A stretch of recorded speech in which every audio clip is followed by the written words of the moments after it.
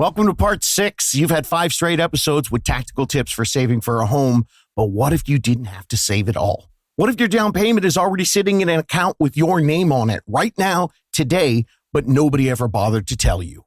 How to Buy a Home educates, protects, and connects first-time homebuyers to qualified vetted realtors in their area. Whether you're looking for DIY information or step-by-step guidance, How to Buy a Home is the #1 resource for first-time homebuyers. What's up, homies? I'm David Sidoni, and today's 3 tips are all about solutions for you, the 2026 or 27 or even 28 first-time home buyer. I'm going to start with Abigail. She closed on a $399,000 home outside of Huntsville, Alabama in September of 2025. Biggest tip from talking with my husband is really just talking to your unicorn team and just having those discussions early, even if you don't think you're ready, because you're just going to learn so much from 1, the process, and 2, that, hey, you don't need that 20%, and what you have usually is enough, and you can borrow against your 401k. Like, there's so many different options.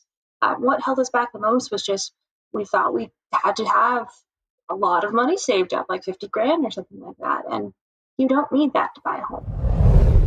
All right, after hearing that, either you are super stoked to hear that a real-life first-time homebuyer discovered she didn't have to have $50,000 to buy a home, and you're on the edge of your seat waiting to hear about all these underutilized tips and techniques that Abigail was talking about. Or when you heard that she was borrowing from her 401k, your butt cheeks clenched up. Look, I understand.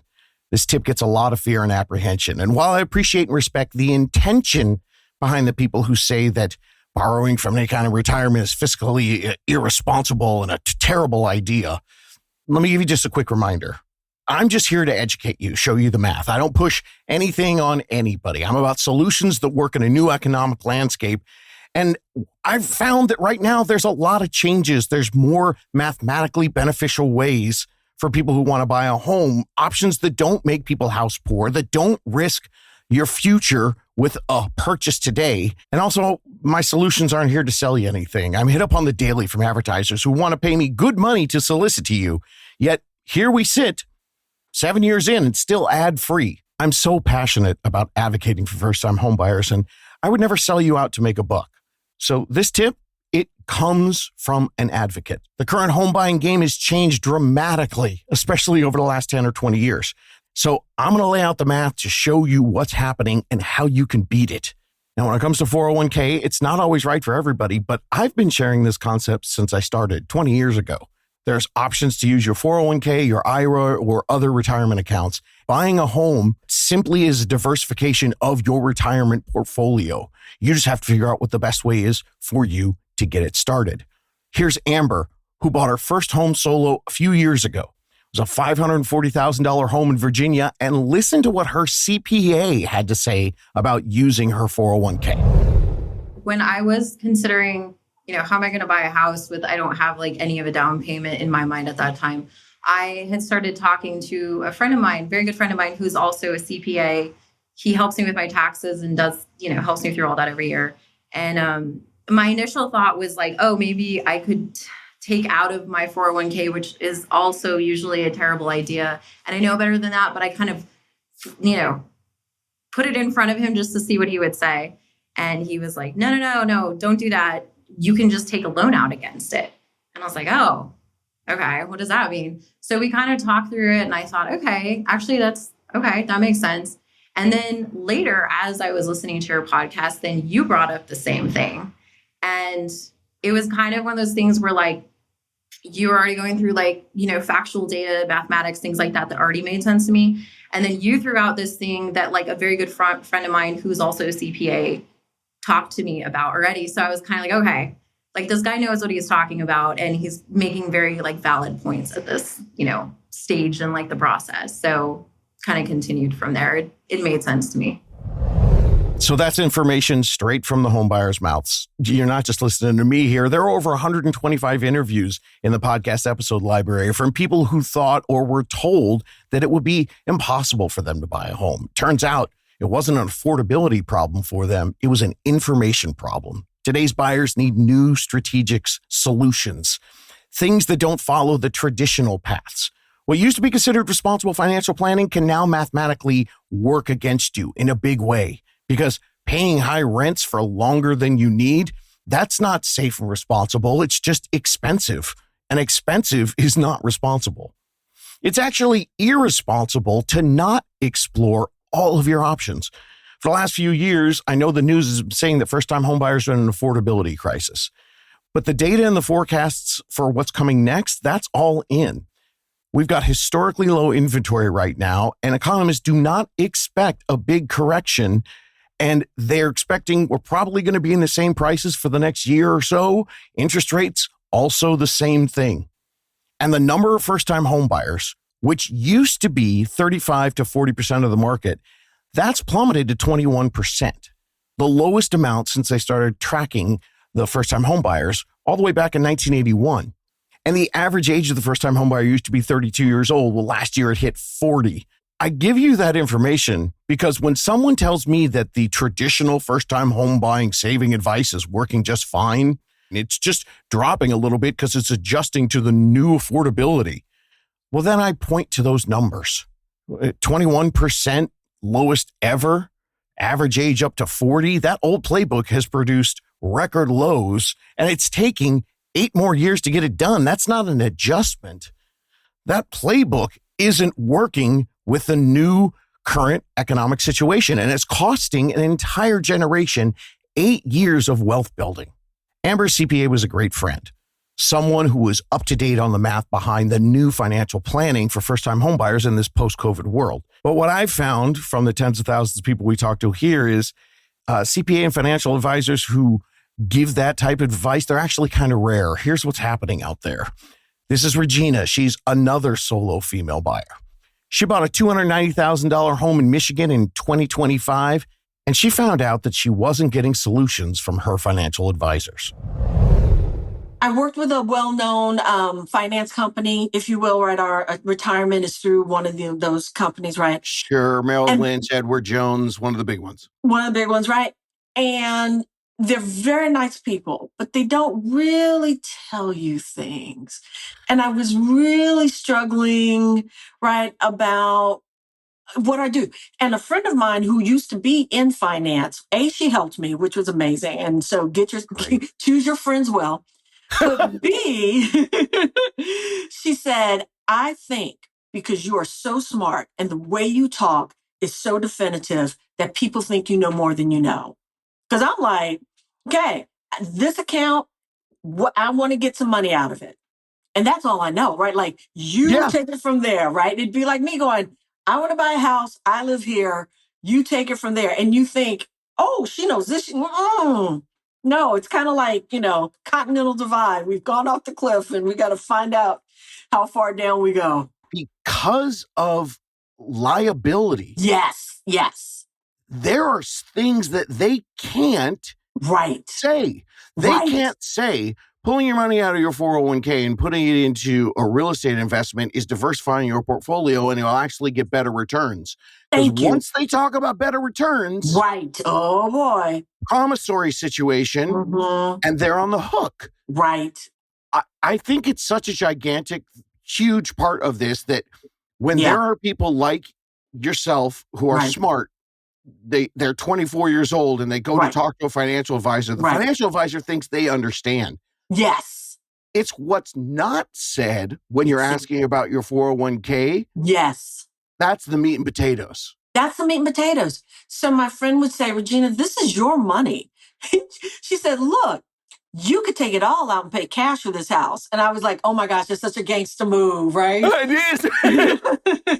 I wasn't quite that brave, but, she talked me through. And so we went online and, she talked me through over the phone. She's like, okay, how much do you want? And so I took a chunk out and put that into cash. And then she said, tomorrow you're going to call them and you're going to say, I want X amount and out of my account and blah, blah, blah. And that's what I did. And the lovely gentleman was like, yes. Oh, look, I see you put, $50K into cash. I'm like, yes, I did. That was as far as I knew how to go. And he giggled and then helped me, figure out the rest. So apparently I could have done it all on my own, but there's nothing on the internet. And I get the liability part. I so get it. But I needed help. And if I didn't have my friend, I don't know how I would have gotten there, you know? So tip number 19, using your 401k, and the next two upcoming tips that pair with this one, they are the most underused, misunderstood, and I'm going to argue all day long, the most fiscally responsible tips that I teach. They're game-changing tools for first-time home buyers. Here's how it works for your 401k. For your primary home purchase, you can take a loan out from your 401k with no penalties and no taxable event. And that can help you fund your down payment, your closing costs, so you can stop paying someone else's mortgage and start building your equity. Now, some of you might be thinking, okay, wait a minute, dude, I keep hearing about this. This has got to be risky, right? I've always been told never to sacrifice my retirement for anything. Again, I 1000% agree with that sentiment, but today's math, it actually tells a different story. When this is done tactically to buy your home, this isn't sacrificial. It's strategic. It's not robbing your future. It's just redirecting it. Now, if you're one of those listeners who got pucker butt when I mentioned it, all I ask is that you hear me out. You can make your own decision when, in a minute, I'm going to lay out all the math. Don't listen to me. Listen to the numbers. I know that many of you, maybe you're frustrated with the market right now and you're thinking, I just got to keep saving until I can afford a down payment. And you're thinking that's the smart financial move. But between rent and home prices constantly increasing, inflation, stagnant wages, student loans, and I don't know, everything else that's squeezing the middle class, you're going to be pushing that day further and further away. And that's a lot of wealth lost. First-time home buyers need a smarter solution. Here's the mathematical truth. For many of you, using your retirement funds or adjusting your retirement funds, it might be the best or perhaps maybe even the only way that you can springboard yourself into stability and owning a home and having a chance to get into the middle class. And for some of you, it's just a savvy financial move. Because taking that loan on your 401k, it's not surrendering your future. The math says it's adding to it. You're expanding your retirement investing, doing what the pros actually recommend for investing for your future. Diversify your retirement portfolio. And think about this. When you do this, now you're really diversifying because you've got a real estate asset. Everything else you've got is most likely in the stock market. This is a true diversification, and all of your eggs aren't in that Wall Street basket. You're redirecting funds into another long-term asset, your home, which has so many types of growth. You've got equity growth, forced savings, the tax benefits, and an enormous mathematical benefit of using your monthly rent for gains, not just buying yourself shelter every month. And down the line, your first home, it's going to eventually transfer into your forever home, paid off, and just like your 401k in your retirement years, that will just be another bundle of money that you can use any way you like. I'm going to go into all the in and outs of how the 401k programs work, but first, I have to demystify the beneficial, not reckless, the indisputable math to relieve any of you who still have clenchy butt cheeks. Let's look at the math for two 30-year-old renters. We'll call them the saver and the 401k buyer. Both of them contribute $10,000 a year to a 401k, and they got a $3,000 employer match, so $13,000 a year. In this equation, we'll run the math with a 3% annual raise, and we'll average the returns on the 401k at 6.5%. They both rent for $2,800 a month. They both want to buy a $450,000 home. And so far, they both have $25,000 saved, but they set their target at a 10% down payment. That's $55,000. So they're both $30,000 short. So first we have the saver. Don't want to touch their retirement because they think that's a financially dumb move. The 401k buyer, they're going to take a $30,000 loan against their 401k and buy now. The saver's looking at their situation. Once again, they both want to put 10% down, but actually, neither one of them needs 10% down to find an affordable monthly payment, but that's a whole nother podcast. So right now, I'll just use 10% to show you how undeniable the math is. For the saver, 10% of $450,000 down is $45,000 plus $10,000 for closing, $55,000 total, $30,000 short. So what they can do is they can add $833 a month to their savings. That's $10,000 a year for 3 years. So that way, they can buy a home in 3 years without touching their 401k. They'll make $30,000 over 3 years for $833 a month. Add that to their $2,800 a month rent. So that means for the next 3 years, to get to where they want to be to buy a home, their new monthly payment with the $833 added to their rent is going to be $3,633. How's that compared to the 401 buyer who took $30,000 out of their 401k and bought a $450,000 house now? Their full monthly payment for the new mortgage, the principal, the interest, the PMI, which is only $108 a month, the taxes and the insurance, that whole thing is $3,281. Remember, the saver is at $3,633. But we're at $3,281 for the 401k buyer, but they've got to repay the 401k. It's $364 a month. Oh, and by the way, Fannie Mae, if you get a loan, your 401k payment is not counted against your DTI. Okay, so we take the PITI PMI, that's $3,281. That's the regular payment. We add $364, and their payment is $3,645 for the 401k home buyer. The saver, $3,633. That's a lot of numbers, but it comes down to this. The difference between renting for 3 more years or owning a $450,000 home right now is $12 a month. That's not a financial decision. That's 2 coffees a month. It only costs the person who bought a home $432 over 3 years more than what the saver did. And that's just getting started, because here's where the big math happens. The saver paid $2,800 a month for 3 years into rent. If that goes up, let's just say even a small $100 a year, over 3 years, that's $104,400 in rent that they spent that did nothing for their financial future. The 401k buyer immediately started using that payment for themselves. And after 3 years, they've reduced the principal on their loan by $14,023, already way ahead of the saver. Just that first mathematical piece right there, $14,023 versus $432. So far, the 401k buyer is winning. Now, if we add in a very low conservative 2% increase in prices for the home that's going to appreciate over the next 3 years, that's $27,544. So that means in 3 years, the 401k buyer is already ahead $41,567. Of course, you have to take away the 2 coffees a month. So we also have to subtract $432 for that. But it's still $41,000 more than what the saver ends up with. And this is not even the entire math. In the next episode, I'm going to go into detail the tax benefits of home ownership. So in this example, if we use a 22% tax bracket, taking advantage of the mortgage interest tax deduction over the 3 years, the 401k buyer would also get a minimum $7,000 back from the IRS. So now we push their number up to $48,567.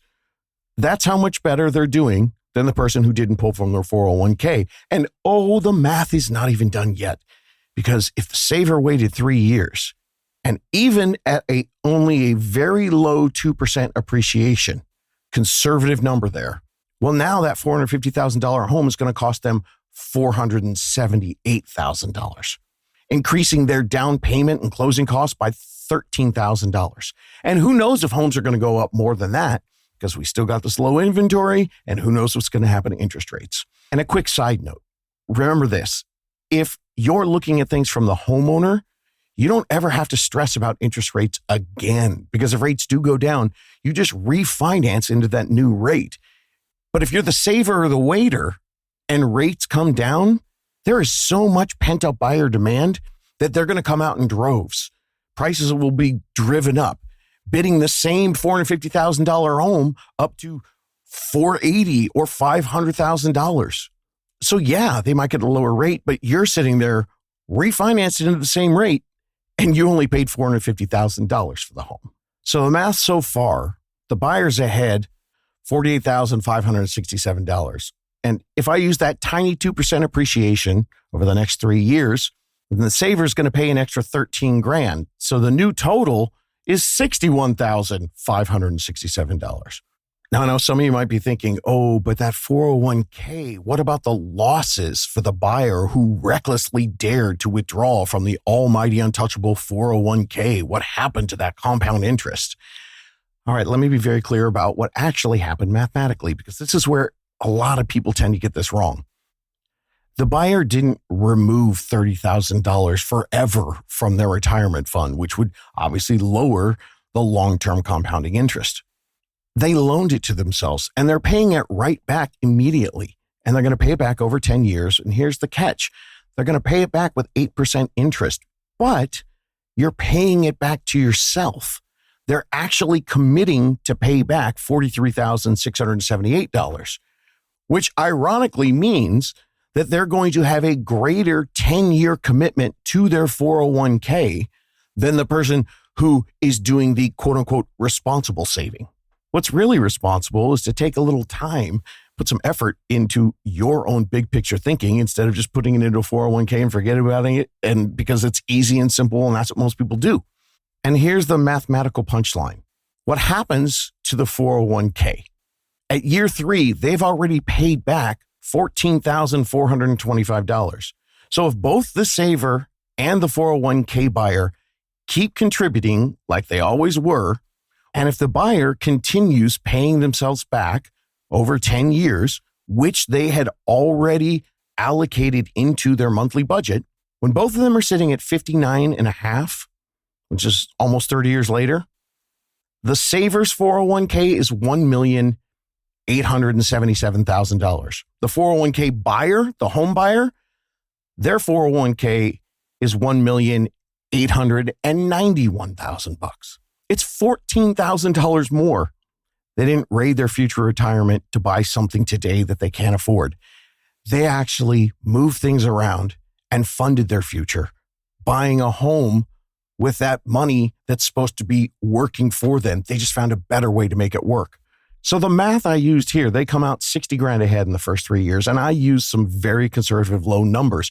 But more importantly, they took control of their lives today instead of pushing that 3 years down the road. And who knows what could happen in the next 3 years.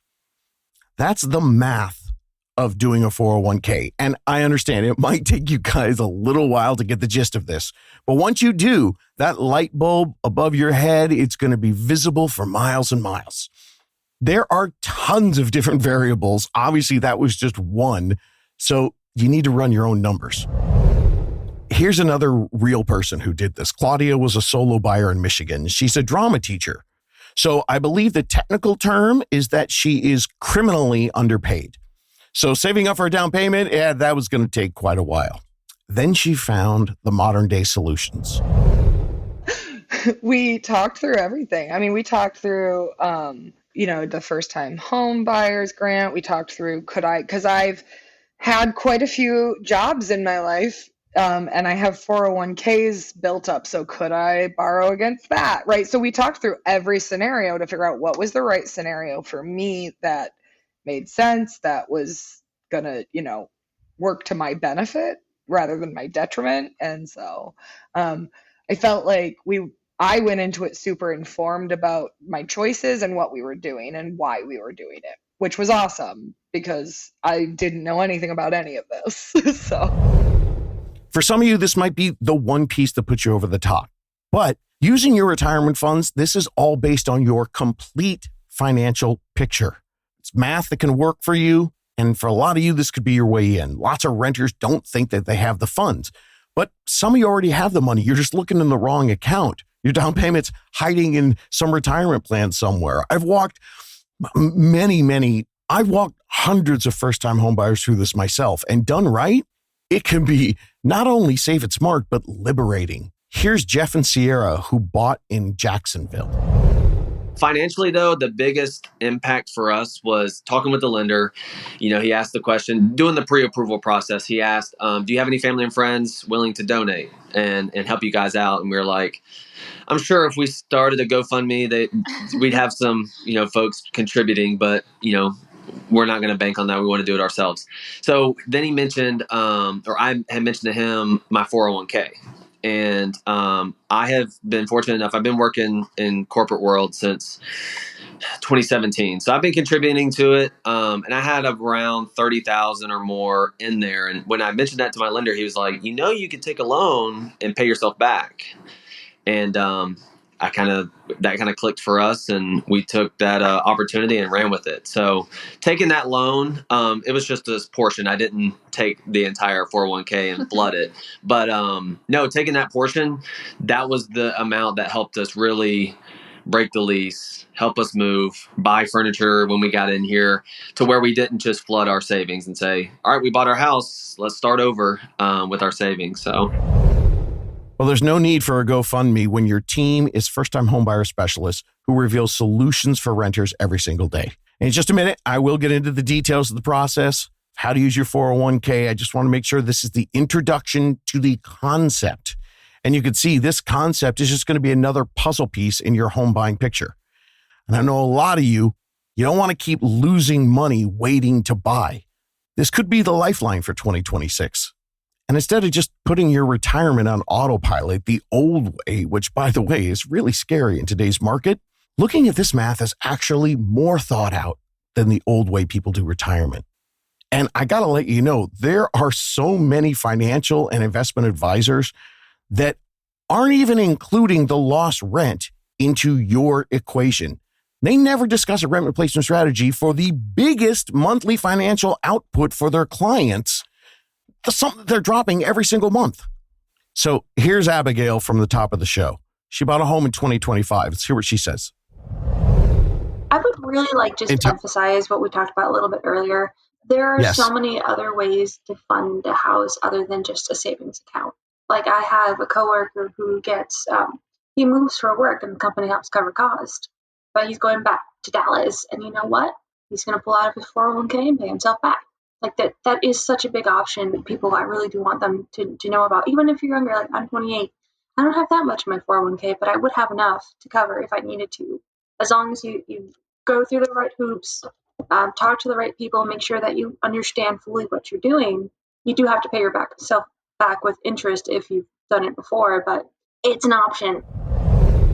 And here's Tim and Vanessa from the Tampa Bay area. They didn't think they could buy a home, but they did in 2025. Thankfully, I had enough in my 401k to where I could pull it out and not have any sort of penalties on me. Say that again. First time home buyers can take money out of their 401k with what? Yes. No penalties. And no taxable event. Thank you so much. I'm so blessed that I learned about that, and that honestly kind of saved us because of the time crunch, because we weren't really planning on this at all. Like, we were like he had said, we were talking about it, and thankfully, like, we had started a bit of a savings, and we literally, like, several months prior, we're like, all right, we're gonna start getting serious on getting a house, because you keep pushing it back, and then you keep pushing it back, and then it just 4 or 5 years keeps going by. So I'll say to everyone, if you have a 401k, look into it. What's the worst that happens? Right. You look into it and you know it's there. You're just paying yourself back, and it's just it just gave me a peace of mind. It took a weight off of our shoulders that we didn't need in this situation, and it was just a real blessing in disguise, honestly. It really was.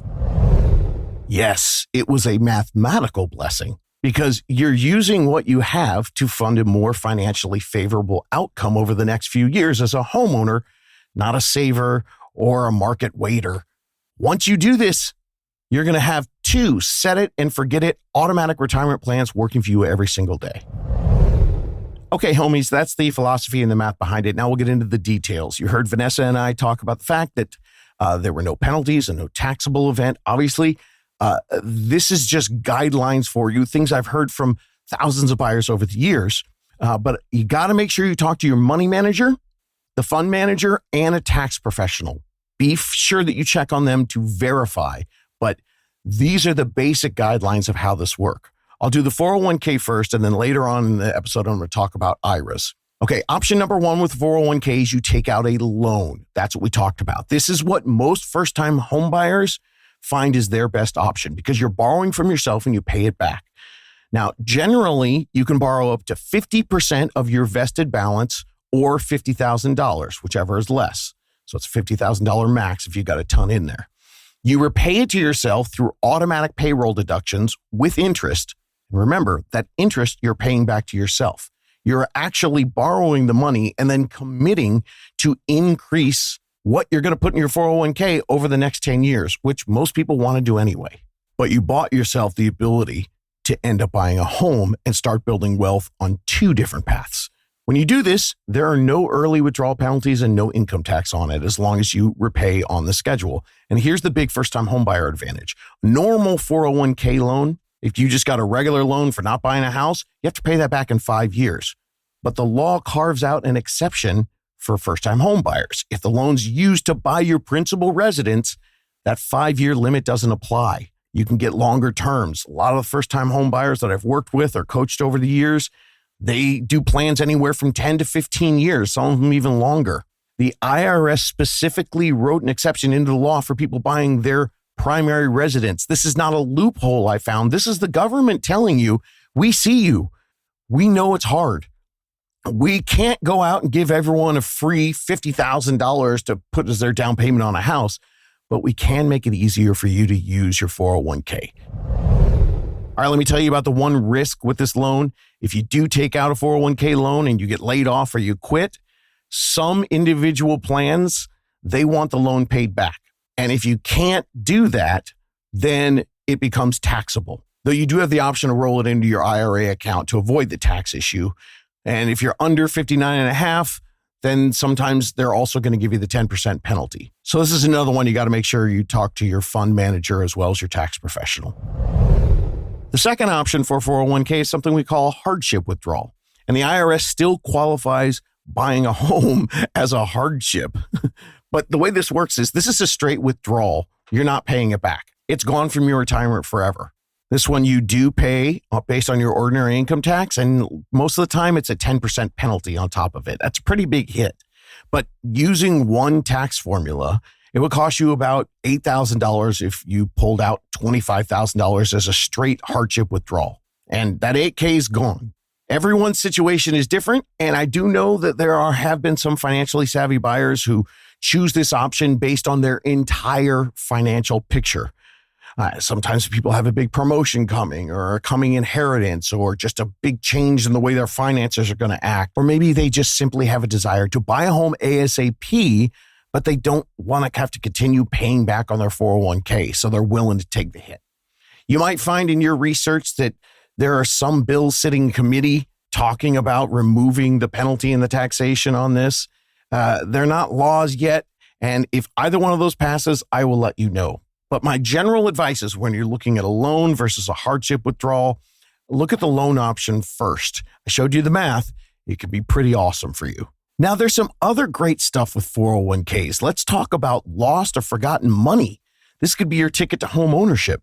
If you've had multiple jobs, like we talked to Claudia and Regina already in this episode, you could have some dead 401k sitting there and they're really not doing much for your future. So we'll listen to them now because they did the math and they decided to sacrifice the penalty and the tax hit today to pull those funds so they could fund their initial investment into the monster wealth builder, their homes. Let's go over the finances. Because you were ready pretty quickly. Yes. But in your original form that you sent me, you said that you had like $7,000 saved. Where'd the rest of the money come from for the down payment? Right. Well, even the $7,000 came from a 401k that I had and from an old job. And so I've had like three major jobs. Right. So I had my Louisiana job, right? So I had that small one. And then the job I had before this one had a really nice 401, rolled over into a 401k. And so I just took a chunk out of there. I can't believe this is another thing I've never touched on when I talk about 401ks is the dead ones. Yes. They're wonderful things, but they sit there until you hit a certain age. Right. And in the meantime, here you are with these, all your stuff in basically one investment, the stock market. Yes. So if you have multiple, use some of those old ones. Find out what the tax would be or the penalty would be, and add that into your equation. Exactly. All right, now let's get into another aspect of 401ks, because a lot of you out there, if you've had multiple jobs, you might have lost or forgotten money, and that could be your ticket to home ownership. You could have dead 401ks there, and a lot of times they're not doing very much for your future. I talked to Regina about this, and Regina did the math and decided to sacrifice the penalty and the tax hit to fund the initial investment into a monster wealth builder, Regina's home. And there's something new for 2026 with this, and it's new, and I've never talked about it before, because a lot of you might have money in a 401k that you don't even know about, because there was a new law that started in 2025 called Secure 2.0. It's for 401k plans that started after December of 2022. And what it is your employers are required to enroll you at a default 3 to 10%. Part-time workers, even you qualify. It just takes 2 years. So before you think you don't have anything, log on and look. There are buyers who are finding $10,000, $20,000, $30,000 sitting in some 401k account that they didn't know about or they forgot about it. And that could be a down payment. So with a little detective work on your part, you can find not only the math, but maybe you'll even find some hidden money. Too many people think that they're stuck and they're consciously doing their best to save away, but they've got no clue they have solutions ready today. So let's listen to what Regina discovered. And I want to just take a detour back about the finance thing and using your 401k. Not everyone's 401k works the same way. So when I met with the lender, he said, you don't qualify for any of the sort of bonus programs like in my state of Michigan. They will. Too much money. Yeah, I mean, too much. They have a grant if you're a first-time homebuyer. He's like, yeah, none of that works for you. So you take a loan from your 401k and then you pay yourself back. And that's how we're going to go. I'm like, okay, great. And I call up and get told, yours doesn't work that way. And that's when I got lost, right? Yeah. And so just keep at it, because as my friend said, it's your money. Yes. And maybe you too are in the situation where you could take it all out and pay for the house. Yeah. Which I don't necessarily recommend, but it just felt so good. Yeah. The gangster move, you better have some financial acumen behind it to back it up. Right. So then what was the solution? Did you use one of those other 401ks? Yeah, I used the one from my most recent past job because it was such a big chunk that I could just take it, not have to repay it, and take enough out to pay for the taxes so I don't have to worry about that either. Yeah. So for those of you who are not necessarily, I do this every day. Mm-hmm. Regina just did this, and so it's all fresh on her. Yeah. Every 401k is managed differently by what we call a different money manager. Mm-hmm. And therefore, Google your uncle, some realtor who doesn't know what they're doing. They cannot tell you definitively, oh, you have a 401k? You can do this. Yes. So there it is. Get proactive for yourself. You need a new playbook, but you're going to have to get in there and figure out how to make it happen for you, or get yourself a great team that can walk you through it. Using your retirement to figure out how to buy a home, that's one piece of the entire rent replacement strategy. There are multiple different tactics. We've got low down payment options, figuring out how to work with PMI, interest rate buy downs, seller credits, concessions, cash back from them, down payment assistance, gifts from family, changing your monthly savings contributions, which we'll talk about in just a minute. A realtor who can actually negotiate you lower costs in buying the home, that could be another way for you to actually make this happen. And this final piece, using your 401k safely to own a home sooner and not miss out on the next few years of appreciation. Using your retirement, it's just one of all those tactics. So explore them all, create your own little formula, and figure out what the best options are for you. And I'm definitely talking to you, the 28, 32, and 35-year-old that's been working for a while and has a good retirement plan in place, but you're desperately trying to figure out how to save up enough to buy a home. You've got one retirement vehicle running right now, but have you considered what the next retirement vehicle is that you're going to add to your life? What else are you going to do to invest for your retirement? That's the way to look at a home. I mean, think about it this way. If you could start a second 401k today to double the security of your future, you would totally do it. But in order to do that, in order to fund it, you would have to take money from your extra savings at the end of the month. When you diversify by using some of your 401k for a home purchase, that doesn't have to happen. You're getting years of contributions to a second retirement vehicle that's going to be a huge piece of your puzzle, and you're paying for it with the money that you already pay out. It's another long-term retirement investing vehicle that gets funded with the rent money that you already pay.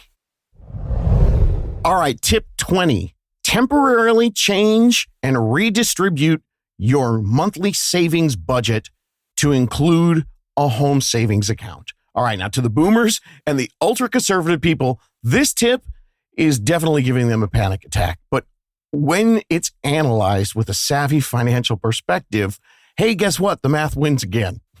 To add a boost to your down payment savings accounts, you can temporarily reduce your contributions to your current retirement vehicles so that you can have the funds to buy a home and add a second retirement vehicle. And this works for any other savings account too. Here's how Anna, a single mom from Atlanta, funded her home purchase. Yeah, I mean, another big thing that I learned from you, or it kind of reframed things for me, was retirement investing. You know, I'm not old, but I'm not in my 20s anymore. And so I'm I'm investing, I'm putting into my retirement as much as I can. And I'm like, oh, I gotta save. So I did not dip into my retirement for my closing costs, but what I did do was decrease my contribution. This is from Anna the Frugal. You're not reducing your retirement. You're reducing your contribution from one place and putting it into another. Yeah. And I hadn't really thought about it like that until that was on the Florida trip. I listened to that episode and I was like talking to my speakers. I was like, no way. And it kind of was like a light bulb for me that I was like, oh, as soon as I get to where I can open my computer up, I'm going to go in the system and like half my retirement contributions. And like now, once I get settled in the new place and everything, I'll crank them back up. But just to have that cash coming in to help me with the closing and now the things that I need to do to the place to get it ready to move in, that was a big help. And I don't feel like I'm cheating myself. A temporary solution to buy yourself a permanent, huge addition to your financial well-being. Here's how to do this tip. If your employer is matching your contribution, obviously keep doing that. It's free doubling of your money. But if you are sitting there and you're thinking you're still decades from retirement and you contribute more than the match level, just consider lowering your contribution to just that matched number and then take the extra and redistribute that into a down payment fund for your home. You're temporarily reducing from one account and adding to a new one. And eventually you're going to have two of them running. Now, your home's not going to give you a monthly statement, but you do get to live in it. I've seen people do this lots of different ways. If you've got a whole bunch of different automated savings accounts each month, you can do it with any of them. It's all math. If you're putting $1,000 into a 401k and $500 into an index fund and $500 into another savings account, I've had people say, hey, how much long-term am I really going to lose on this if I cut things by half and I take $1,000 into my savings and I put $1,000 in my savings account? Reducing the contributions is something you can just do for a little while. Just getting in even a month earlier is going to save you that huge rent payment that goes to nothing. And most of the people do this temporarily and eventually they go right back to the same old savings plan after they got into the home and they get adjusted. All right, tip number 21. This is the same concept as the 401k, but with an IRA. This is one that sometimes might sound too good to be true, but it's real. So if you've got an IRA set up, you got a score. With an IRA, you can take up to $10,000 out. It's not the full 10 grand because you do have a 10% withdrawal penalty, and you are going to pay taxes. So if you're in the 22% tax bracket, then $10,000 becomes about $7,800. Now, if you're married and you both qualify, that means you start at $20,000 minus the taxes and the fees. When you take that money out, you do have to use it for a home purchase within 120 days. And it's for any new first-time home buyer or someone that hasn't owned a home for the last 2 years. It's an amazing option that you can explore with your team to see if that final, $7,800, if that's the last piece of your savings plan that's going to help you start home shopping. Maybe that's something you want to explore. And as we wind this one up, here's a final thought from Sally. She's another real buyer who really wanted to own a home. At the time, she didn't think she had any options. So taking a page from step 5, she was worried that her student loans were going to hold her back. And spoiler alert, she was approved with student loans. And with the right guidance, she found out that she had several solutions. $30K, but I was worried about it. I was like, okay, how does my student loans impact my approval odds and everything? Like, how much money do we need to save? Because you have this whole 20% down that you keep hearing about. So I was like, well, by the time we save that 20% for the house price that we're looking at right now, we're not going to be able to afford it still because, prices keep just going up. So it was like all of that misinformation that I had. I didn't know much about the PMI and all of that. So that's why I was thinking this is not possible. And Ashley was excellent in running everything and telling me well, if you use your 401k savings, if you take a loan, this is how much you need for the down payment. If you buy a house for this price or this price or this price, then she was the one telling me you can afford this price. And I was like, whoa, really? I have no idea. So yeah, all of that whole process was so, I don't know, I can't even describe it. It was so amazing, to have that reassurance that, yes, you can do this. And you're completely wrong about thinking that you can't afford it, Here's one last thought on the tips I laid out for you today. If this podcast today and all the math, it brought up more questions than answers, good. Buying a home is a big freaking deal. Explore everything. Explore your options. Your solutions, they're right there and they're in the math. And if you've got questions on how to do this or how to build your personal spreadsheet, the episodes in the show notes, they're going to go deeper into all the topics of rent versus buy and figuring out what works for you. And of course, you can always go to howtobuyahome.com and just ask me your personal question. Today's buyers, they all need up-to-date solutions, not outdated advice that wastes years of expensive rent. So now take this, let this be your starting point and look over your situation and find solutions. You can do this. Looking for more DIY education or your own personal step-by-step guidance through the home buying journey? Since 2019, How to Buy a Home has been the #1 resource for first-time home buyers. So visit howtobuyahome.com to get started.